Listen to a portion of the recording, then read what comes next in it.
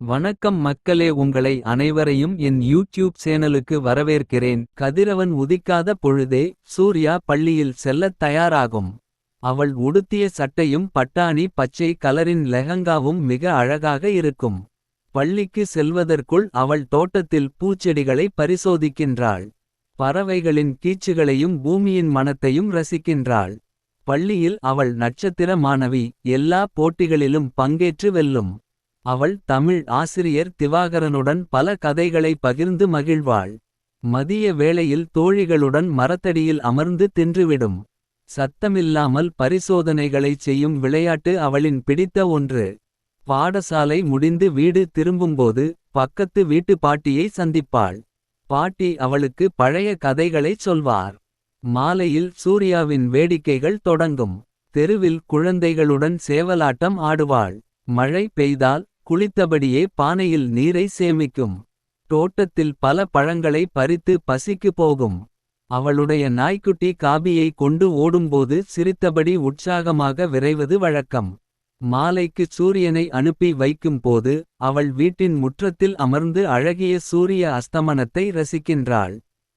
சூர்யாவின் தந்தை அவளுக்கு இரகசியமாக நூல்கள் தருவார். அவள் புது கதைகளை படித்தபடி தூங்கிவிடுவாள்.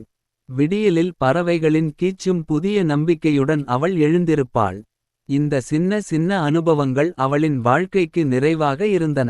கிராமத்தில் கோவில் திருவிழா நடைபெற்றது. சூர்யா தன் தோழிகளுடன் பூக்கோப்பை போட்டியில் கலந்து கொண்டாள். வெற்றி பெற்ற போது அவளுடைய முகத்தில் மகிழ்ச்சியின் ஒளி பரவியது. அங்கிருந்த எல்லா குழந்தைகளும் அவளை பாராட்டினர். கோவில் விழாவில் பானையை அடிக்கும் விளையாட்டில் பங்கேற்றாள். மழலை மொழியில் அவளது குரல் எல்லோரையும் கவர்ந்தது. நதிக்கரையில் விளையாடும் போது அவள் மீன்களை பிடித்தது அவர்களின் பொழுதுபோக்கு. கோழிக்குஞ்சுகள் பின் தொடர்ந்த போது சூர்யாவின் சிரிப்புக்கு எல்லையே இல்லை. பாட்டி சூர்யாவின் சிறந்த நண்பராக இருந்தார். பாட்டியின் சிரிப்பு குரல் சூர்யாவின் மனதை சந்தோஷமாக்கும். மழை சீசனில் பச்சை புல்லில் ஓடும் சூர்யா மகிழ்ச்சியின் சின்னமாக இருந்தாள். அவள் சுயமாக பொம்மைகளை உருவாக்குவதில் ஆர்வமாக இருந்தாள்.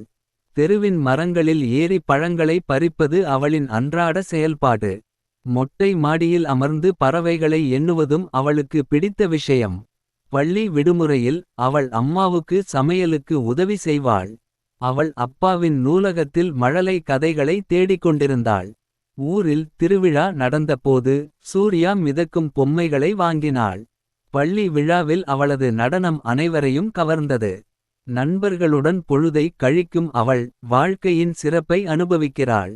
சூர்யாவின் குழந்தை பருவம் ஆனந்தமும் இனிமையும் நிறைந்த ஓர் அத்தியாயமாக அமைந்தது கொள்ளலாம். இது அனைத்துக்கும் உங்களின் ஆதரவும் தாராளமான கருத்துக்களும் மிகவும் முக்கியமானவை. உங்கள் ஆதரவை எனக்கு தொடர்ந்து வழங்க சீக்கிரம் சப்ஸ்கிரைப் செய்யவும் நம்மோடு இணைந்து பயணியுங்கள். ஒவ்வொரு நாளும் புதியவை கற்றுக்கொள்ளுங்கள்.